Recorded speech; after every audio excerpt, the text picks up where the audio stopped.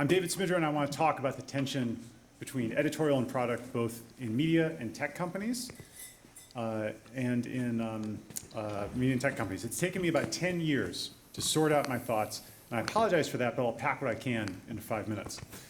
This is an old topic, but it remains hugely relevant. If you ask media companies who owns product strategy, as the rebooting did in the survey you'll see in a second, the answers are all over the place. Editorial, business, marketing, and a minority of the time, an actual product team. If you ask that same question of technology companies about where editorial lives, good luck. You're not going to find very many clear answers, but I will shout out to the Tao Center for trying for years to get those answers. I've fallen into a career that has seen this tension from all sides. I started as a local print reporter, excuse me, the slides are not moving at all. I just noticed. All right, on it, tracking. All right. All right. Yeah. All right. We'll take it from the top, back to 1. All right. Any Smartless fans, there you go. All right. We're good? All right. I'm David Smydra. I want to talk about the tension between editorial and product, both in media and tech companies. Here's this survey I mentioned. Okay, answers are all over the place, right? And a minority of the time, an actual product team owns product strategy inside a media company. If you ask that same question of technology companies, where editorial lives, good luck, you're not going to find those answers, and I mentioned the Tao Center.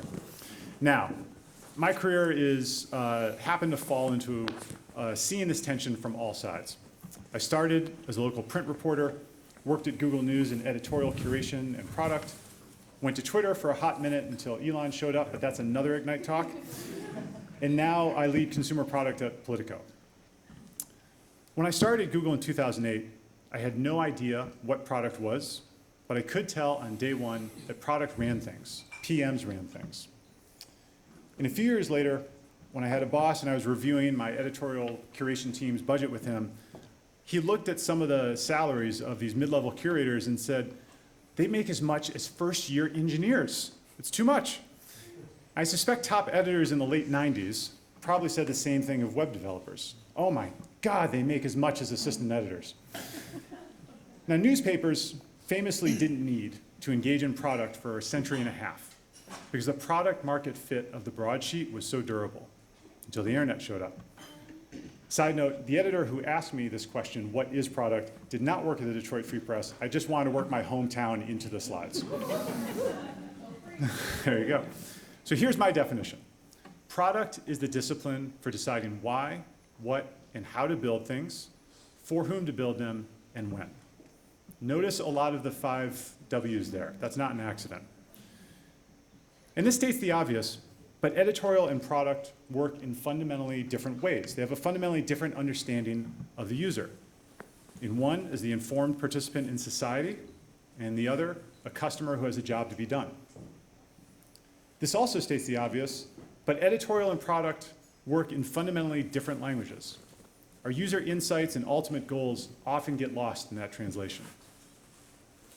Now, as a species, because we all happen to be human, we reduce what we don't understand to caricature. My favorite example of this is the 100 or so humans who curated trends on Twitter, including the woman executive who led the team, collectively referred to by the platform as Twitter description guy. And speaking of job titles, my earlier ignorance of product manager is matched by any title that editorial staff might have had or still has at a technology platform. Just pick any 2 of these words and you probably have the job titles that a lot of these teams have. This obfuscation has real consequences. When you hide or downshift your editorial principles, you are ill-preparing your organization for the scrutiny you will inevitably receive for making editorial decisions. That scrutiny, thanks Richard, that scrutiny, in turn, is why tech retreats from editorial responsibility toward risk management. I once showed a Google executive a presentation that used the phrase editorial strategy. Curiously, he told me to print out this digital document and burn it. Don't worry, it wasn't Richard, or any Googlers in this room, I think. So let me be as blunt as possible. For any tech platform, avoiding editorial decisions is itself an editorial decision. Like designing cars that don't need drivers is a decision about how to drive. Likewise, for media companies, neglecting product is an affirmative choice to deliver your journalism in a worse and outdated vehicle. A very smart friend recently told me of the Dunning-Kruger effect, which holds that the worse you are in a given area, the more you overestimate your ability in that area. Brilliant editors and technologists both fall into this trap when we think that the other function is there to support them. Another smart friend then told me about the 3 types of listening: listening to win, listening to solve, and listening to learn. Listening to win is what high school debaters do, or colleagues who are always fighting internal turf wars. But listening to solve, and especially listening to learn, that's how you break the Dunning-Kruger effect, because you force yourself to see clearly what you don't know. And that's the connective tissue between great reporting and great product development.